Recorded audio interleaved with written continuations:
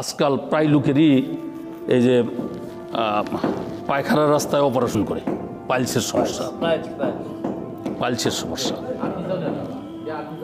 মানে ওই গাছটার নাম তো আমি জানি না। এই যে এই ভাইয়ের বাড়ি থেকে আসার সময় রাস্তার কিনারে অনেক দেখেছি, এই যে বড় পাতা, মূলা পাতার মতো পাতা, না হিয়ালমতি, আপনার হিয়ালমতি কোন? ওটার আসল নাম কি আল্লাহ জানে, এত কুদরতি গাছ। আচ্ছা, ওই গাছ আপনার যাদের বেশি সমস্যা তারা তুলবে 5টা গাছ, বড় গাছ, মূল গাছটা ফালায় দিবে, ওটার মধ্যে ওই শিকড় সবগুলি এরকম গুচ্ছ শিকড়, মূল হয় না। হ্যাঁ, ওই গোড়া কাইটা এই শিকড় 5টা গাছের শিকড় নেবে, সম পরিমাণ ডালিম পাতা লবে, ডালিম পাতা, সম পরিমাণ ডালিম পাতা একসঙ্গে ছেঁচে রস করবে। রস করার পরে 5 দিন খাবে একাধারে। 5 দিন, কয়দিন?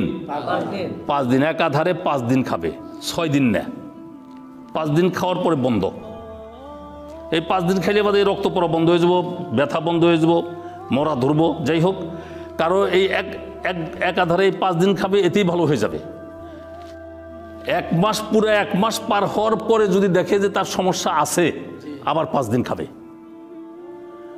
আবার 5 দিন খাওয়ার পরে যদি দেখে তার সমস্যা আছে, পরে আবার 5 দিন খাবে, বাস শেষ। এই জীবনের কোর্স 3-5, 1 মাস পর পর।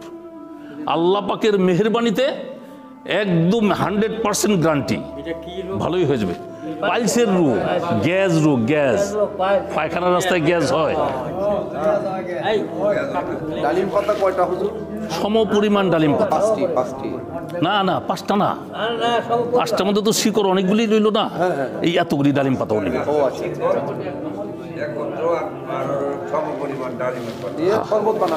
সেই রস করবে, রসটা খাবে।